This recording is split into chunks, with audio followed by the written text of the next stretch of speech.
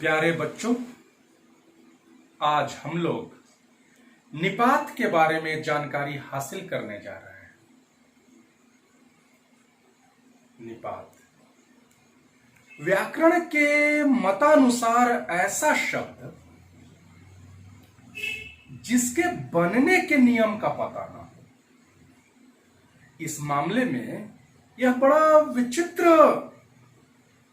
सा पाठ है कि जिसके बनने के नियम के बारे में पता ना हो या जो व्याकरण के नियम से सिद्ध ना हो सके,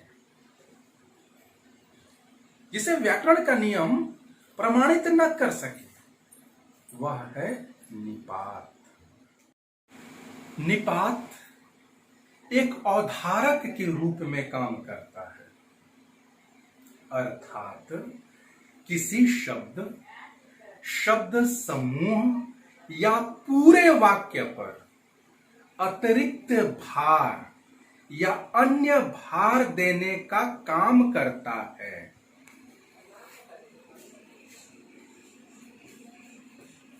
निपात यह एक औधारक के रूप में काम करता है,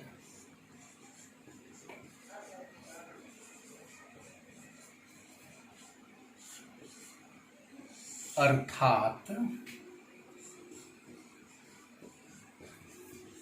किसी शब्द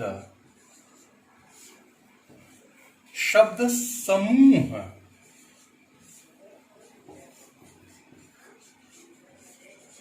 या पूरे वाक्य पर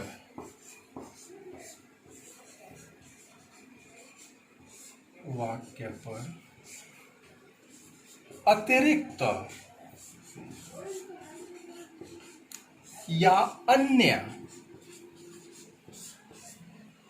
भार देने का काम करता है।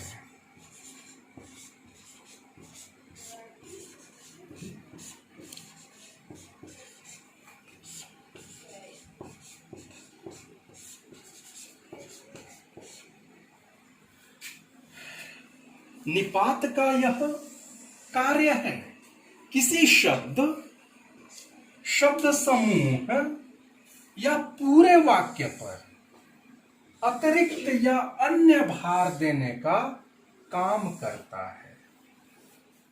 निपात के बारे में, इसकी विशेषताओं के बारे में बात करें तो निपात स्वतंत्र अर्थ नहीं रखता है।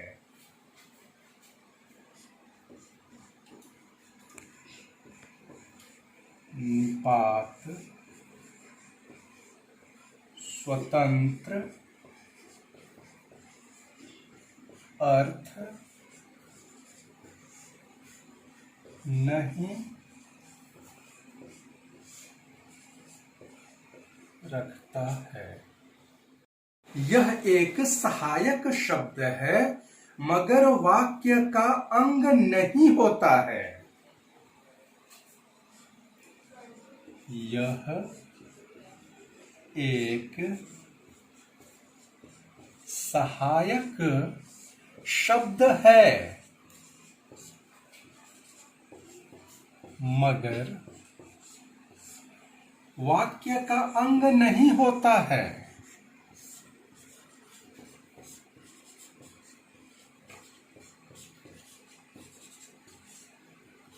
नहीं होता है। निपात अतिरिक्त भावार्थ प्रदान करने का कार्य करता है। निपात अतिरिक्त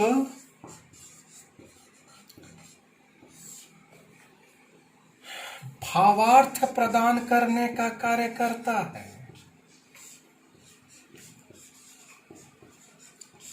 अतिरिक्त भावार्थ प्रदान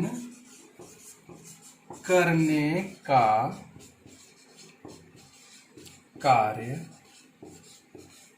करता है। निपात का कोई भी लिंग या वचन नहीं होता है। यह गुण अव्यय में भी होता है, लेकिन निपात की इससे भी थोड़ी भिन्नता होती है।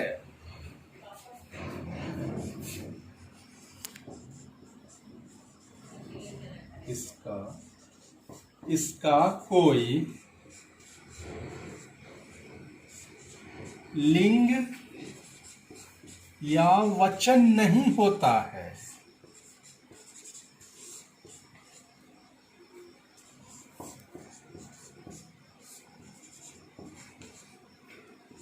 यह गुण अव्यय में भी पाया जाता है।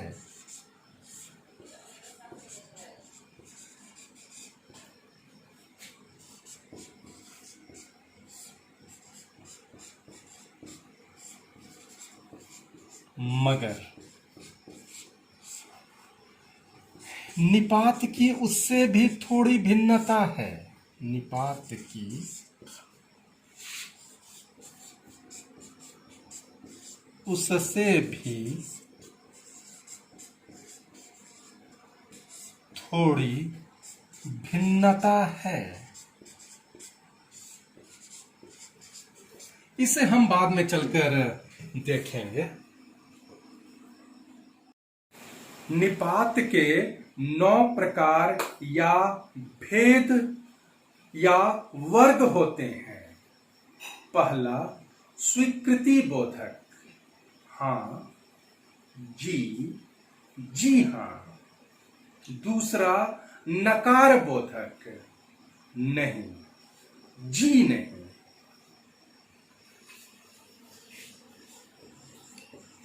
निपात के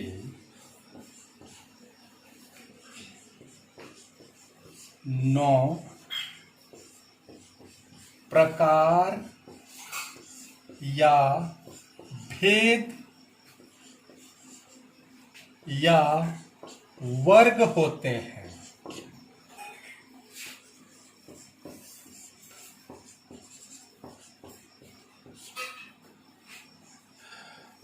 पहला, स्वीकृति बोधक,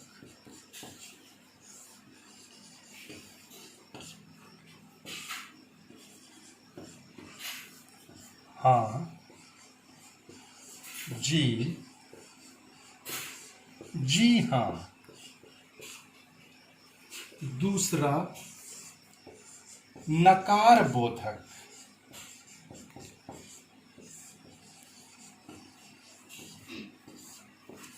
नहीं, जी नहीं।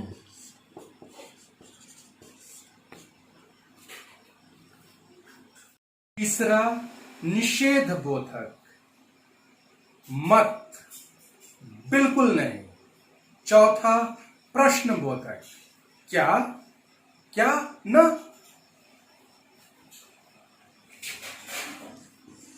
निषेध बोधक,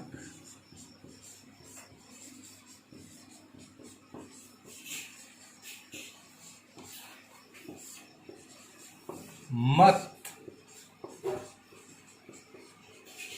बिल्कुल नहीं।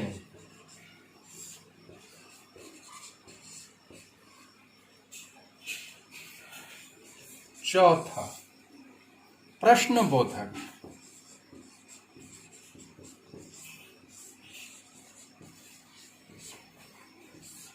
क्या, क्या, न।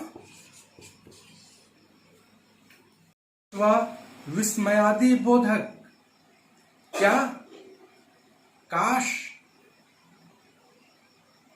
छठा, तुलना बोधक, सा, से, सी के समान।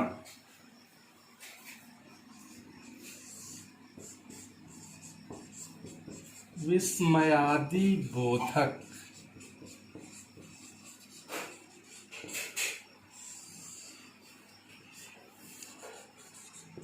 क्या, काश।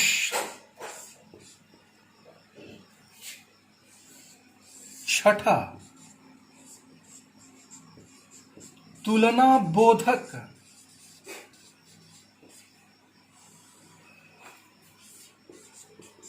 सा से सी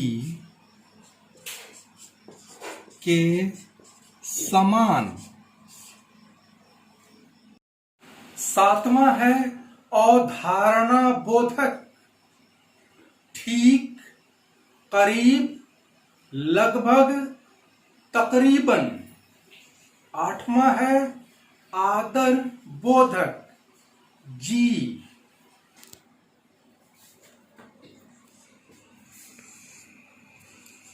अवधारणा बोधक,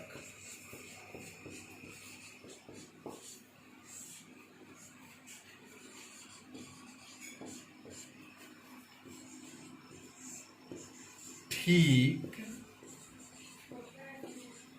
करीब, लगभग,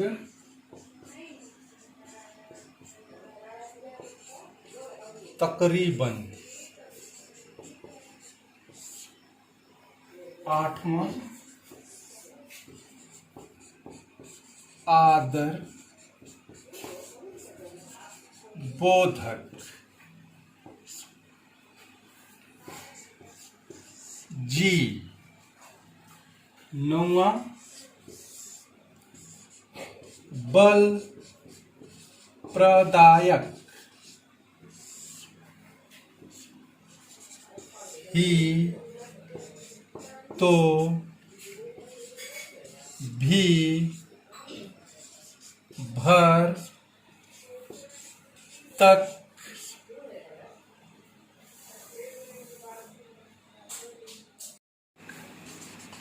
केवल, सिर्फ।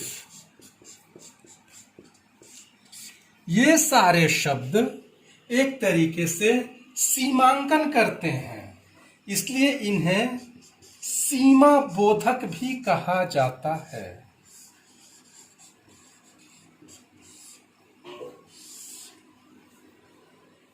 अगर हम निपात और अव्यय के बारे में जो सूक्ष्म उसका भेद है उसके बारे में अगर हम लोग जानकारी हासिल करना चाहते हैं, अंतर को जानना चाहते हैं, तो इसकी जो इसमें जो सूक्ष्म भेद है वो है निपात,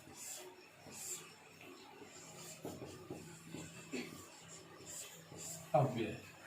तो निपात में जो सारे शब्द होते हैं सबके अर्थ नहीं होते हैं। निपात के सारे शब्दों के अर्थ नहीं होते हैं। जैसे हम कहें भी, ही, तो हमें इसका अर्थ बताना मुश्किल हो जाएगा कि आखिर इसका अर्थ होता क्या है। लेकिन अगर हम लोग अव्यय की बात करें, अगर हम लोग वाक्य बनाए कि राम सावधानी पूर्वक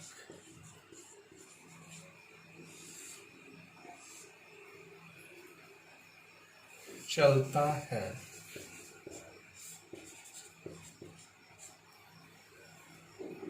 तो यहां सावधानी पूर्वक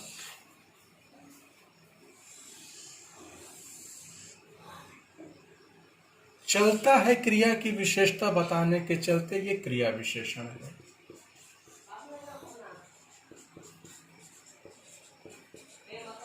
और क्रिया विशेषण एक अव्यय है, तो इसका तो पूरा पूरा अर्थ निकलता है, अव्यय का पूरा पूरा अर्थ निकलता है। लेकिन निपात में सारे जो निपात के शब्द हैं उसके अर्थ नहीं निकलते। हमारे लिए बताना बहुत मुश्किल है कि भी का अर्थ क्या होता है, ही का अर्थ क्या होता है, तो का अर्थ क्या होता है।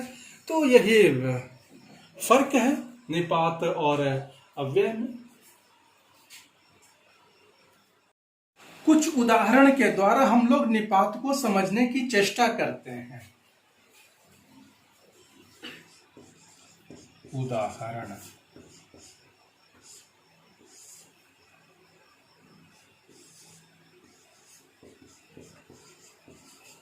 आपने तो हद कर दी। तो यहां तो शब्द निपात के रूप में आया है, इसके बिना भी वाक्य पूरा है। आपने हद कर दी, ये पूर्ण वाक्य है, लेकिन इसके लगने से यह बल, इस पे बल पड़ गया है, यह बल प्रदायक हो गया है।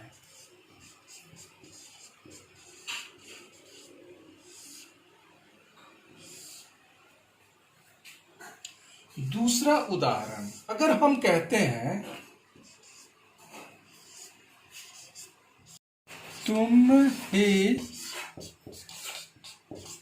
चोर हो, तुम ही। अब यहां ही को अगर हम लोग हटा दें तो तुम चोर हो, यह पूरा अर्थ दे रहा है यह वाक्य, लेकिन ही लगने से यहां अतिरिक्त वजन पड़ रहा है।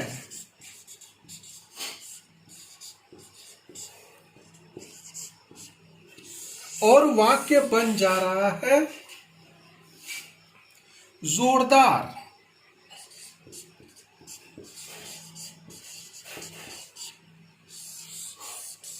इस पे बल पड़ जा रहा है। तो इस तरीके से निपात